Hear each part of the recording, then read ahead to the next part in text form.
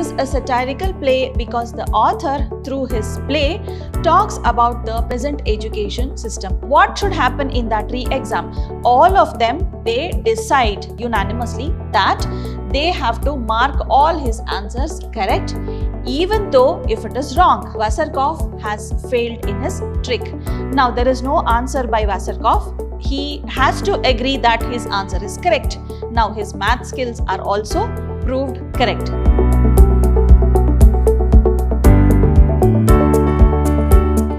Hello everyone, a very warm welcome. I am Dr. Shalini, Professor of English, Vidhyaashram First Grade College, the Temple of Excellence, MYSURU.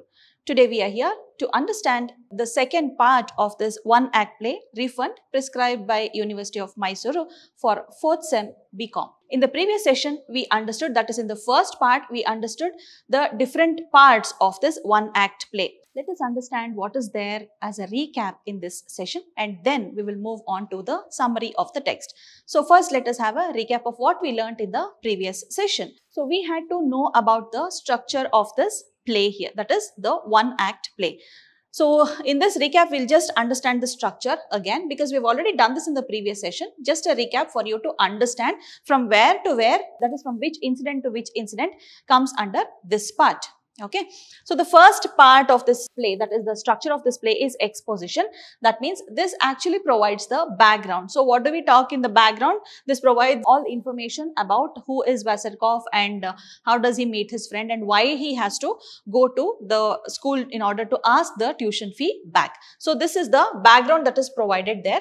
Then it introduces the main characters. Fine. So here when they introduce the main character, it is all about Wasserkoff, then also the principal and also the other teachers. So up to the introduction of all these characters, that is the exposition part that is there. And also this tells us about the idea or maybe their temperament, their behavior and all is spoken about in this exposition. So you understand what is Wasserkoff, you understand what is the principal, you understand teacher's mentality also under exposition. Then coming to this, it is complication. So this actually provides us information about the eagerness, the stress that is faced by Wasserkoff in order to get his money back.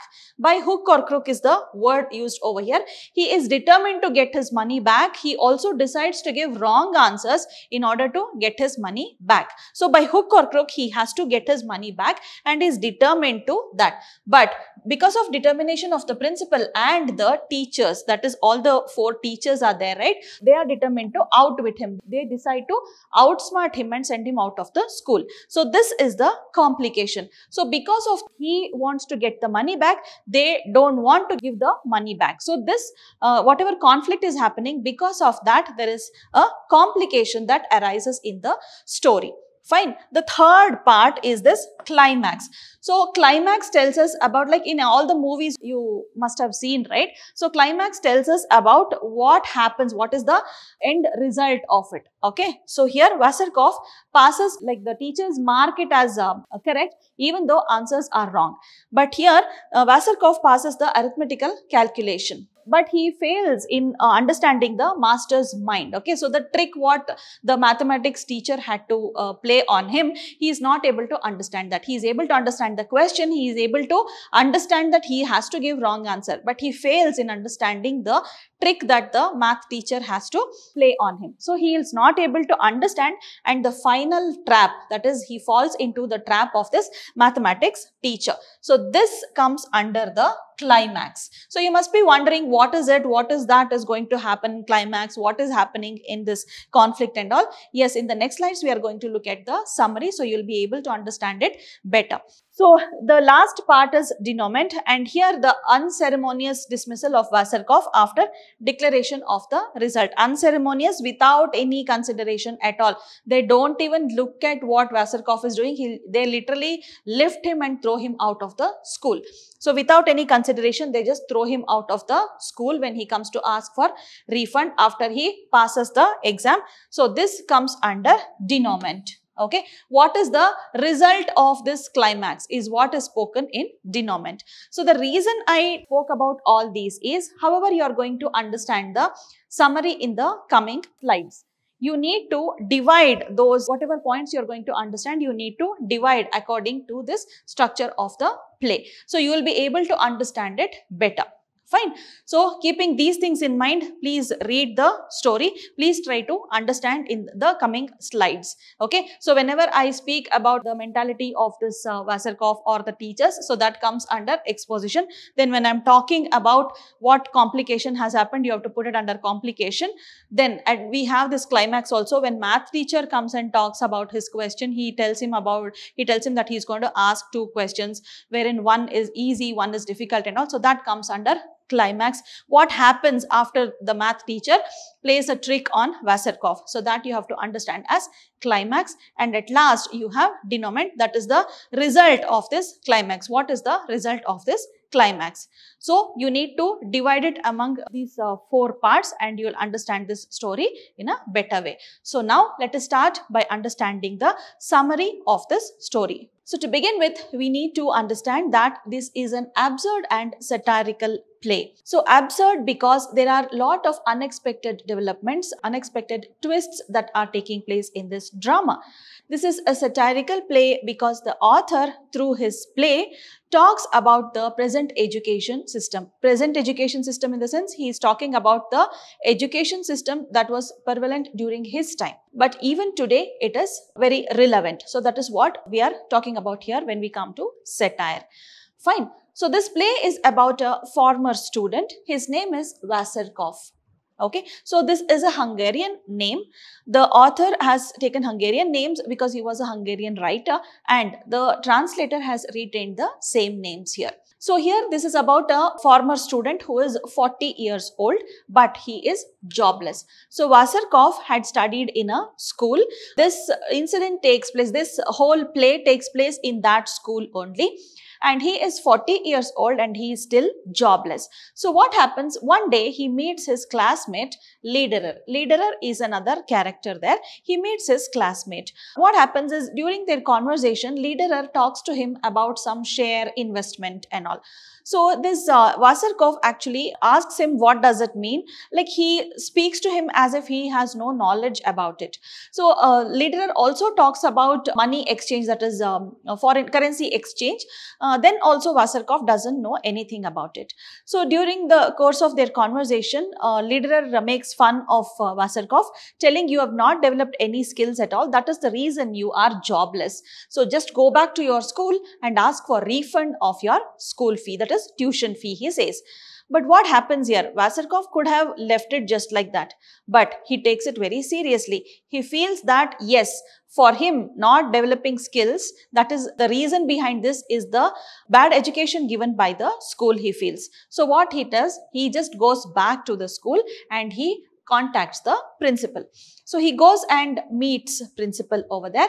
So here after Lederer tells him to go and talk about the refund of this tuition fee, he goes to his school and he actually goes back to school after 18 years. Fine. So he goes back to school and he talks to the principal. Principal is very busy in something. The attender comes and tells him that a former student wants to meet. Like he doesn't know he is a former student. The principal asks the attender who is it who has come.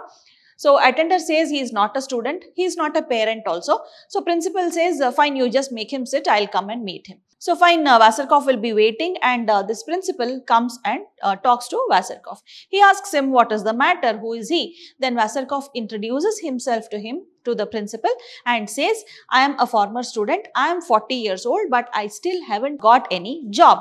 So I want you to refund my tuition fee. Whatever fee I have paid to the school, I want a refund of that because school has failed in giving me the skills with which I have to get a job. So the principal is taken aback with this request of Wasserkoff. Okay, so he feels very shocked. Okay, principal is very shocked hearing the request of this former student. So he wanted to decide what has to be done. So he tells Wasserkoff to wait. So Wasserkoff very rudely, he says, see, I'm waiting. Don't waste my time. I'll wait for some time. Then if you're not refunding the fee, then you'll have to face the consequences, he says. So principal just tells him to wait calmly and he goes back to his staff. He urgently calls for a staff meeting. So who are the people there in the meeting? It is the mathematics teacher, it is the history teacher, geography teacher and a physics teacher who are there. So they all come for a meeting, and it was a very urgent meeting, emergency meeting is what the principal talks about. So he calls for a meeting and he talks to them and he briefs all the teachers about this. So what can be done, he says. So mathematics teacher stands up and says, if we are determined, if we work together, then we can outsmart him, he says. So everybody asks him how to do it. So he tells them, just get ready with one question. We will tell him that we are going to conduct an examination and check if he has developed the skill or not in order to get a job. So that is what happens here. So they decide to conduct a re-exam. Okay, so then what should happen in that re-exam? All of them, they decide unanimously that they have to mark all his answers correct, even though if it is wrong, because since Wasserkoff's intention was to get back the tuition fee, he will obviously give wrong answers. Isn't it? When you are determined to get the tuition fee back, like he has used the word hook or crook, means at any cost he wanted the tuition fee back. So what he does, he will intentionally give wrong answers. So that time these teachers had also determined that they have to mark all the answers as correct. By hook or crook, they will mark the answers correct. So this was their decision. It was something like getting prepared for a war. Fine. So this is what happens. They all decide like this. They all come ready with like one question each. So in the meantime, the principal goes and talks to Wasserkoff and tells him that, see, our teachers have decided to conduct a re-exam. If at all you fail in that, your tuition fee will be refunded. If you clear the exam, that means the school is successful in inculcating all the skills which you want to get a job. So this is what is the agreement. Then Wasserkoff is taken aback because he didn't expect this from the principal. He thought like he can quarrel and he'll get the tuition fee back. But now there is a twist in the tale. So he says, okay, fine, I'll face the re-exam. And when he comes to face this re-exam, all these teachers are there. It is in a hall that exam is conducted. They say, we are not going to conduct the written exam. We are going to hold an oral exam, they say. So Wasserkoff agrees for that also. So now the teachers are determined to stay together and outsmart him. Fine. So to begin with, this Wasserkoff had to greet the teachers, isn't it? Like when you meet some teacher, you say good morning, good afternoon, you greet the teacher, isn't it? But here what happens? Wasserkoff intentionally uses abusive language and also he uses derogatory words. Derogatory meaning insulting words.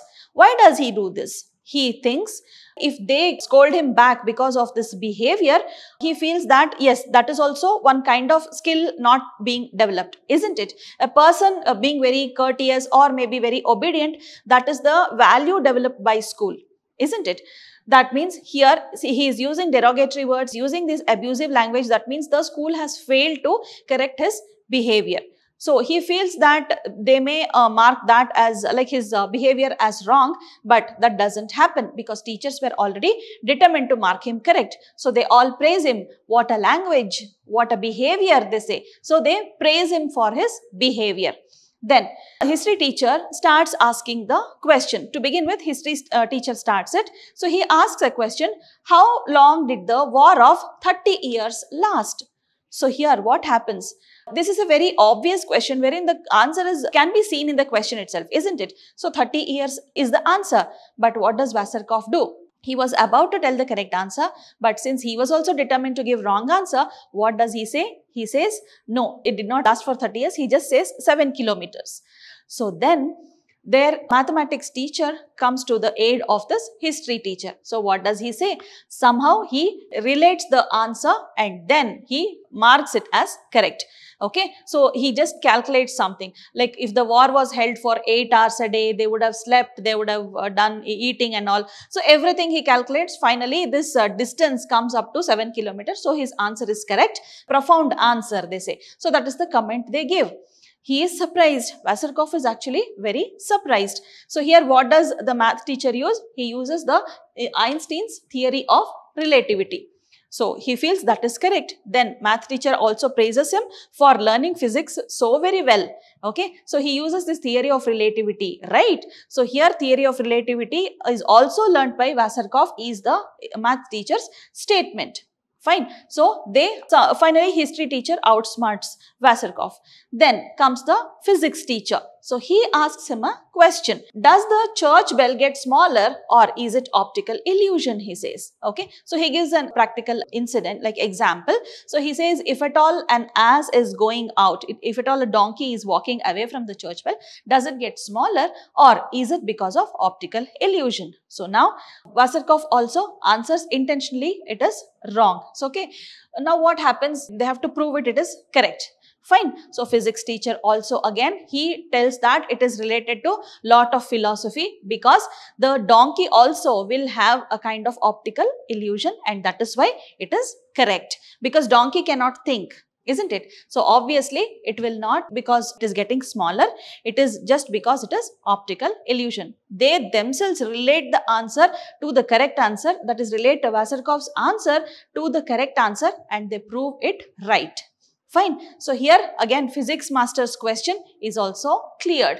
Next there is another question. So here though the answer is wrong, they relate it to the correct answer and obviously they prove it correct. Then comes the geography teacher. He also asks a question. So that time again the answer is wrong but that question is also in the same path. That answer is also somehow related to the correct answer and they prove it to be right.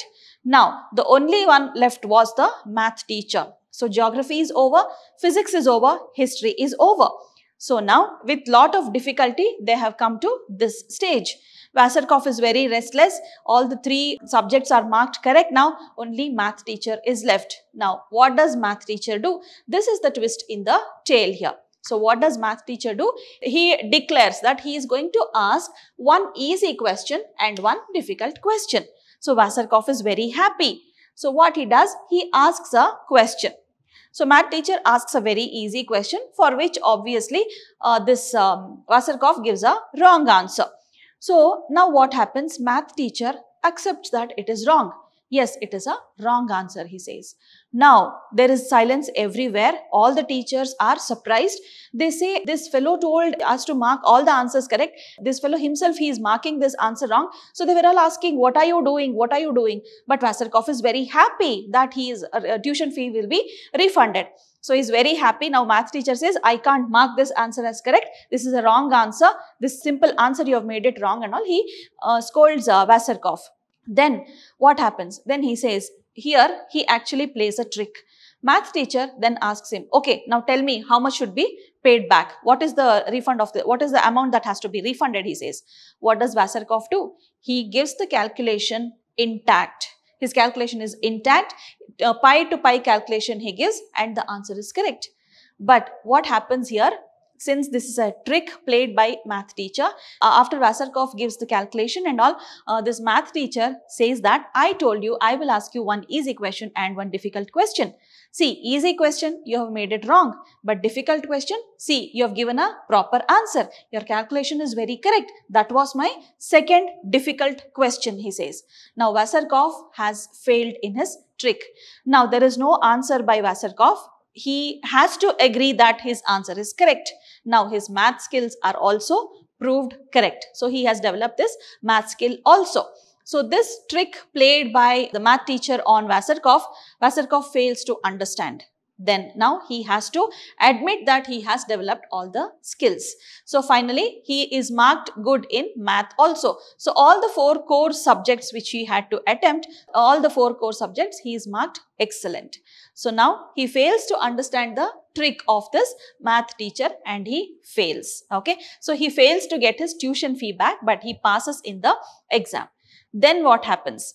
What and all scoldings this Wasserkoff had used, what and all derogatory words this Wasserkoff had used, all that is used back by the teachers on Wasserkoff. He is unceremoniously thrown out of the school. What does the meaning unceremoniously mean? It means without any condition, without any consideration, he is thrown out of the school. He is told how stupid he was. So obviously what and all words he had used, what and all he had used to scold these teachers, everybody takes a revenge on that. Everybody scold him back and tell him not to use such stupid tricks in order to earn money. So now he feels that he should not have done it. This is very stupid of him. So that part is not elaborated here by Fritz Carinthi. So all of them are very happy. They outsmart him, and the principal finally congratulates his staff for being so clever and outsmarting him. So this is the story of Refund, that is one act play. So we have understood about the 4 different parts in the previous session, and in this session we have understood the total summary of this story. Okay. So yes, if you want to understand better, if you want to understand what are the questions asked by the teachers and what are the derogatory words and all that is used, yeah, this will obviously help you in attempting your question paper. Okay. So I would request you to go through the whole play. Okay. So this is only 17 to 20 pages play. You can go through in maybe 15-20 minutes. Fine. So it is good that you read each and every dialogue. So even you will enjoy. This is not a very boring one. This is not a long story also. This is a matter of half an hour for you to understand. Fine. So please read each and every dialogue so that you can understand it better. Fine. So this was the summary of this Refund. So in our next session, we'll be meeting with another more interesting topic. So till then, keep learning, children. Thank you for your time. See you soon. Bye-bye.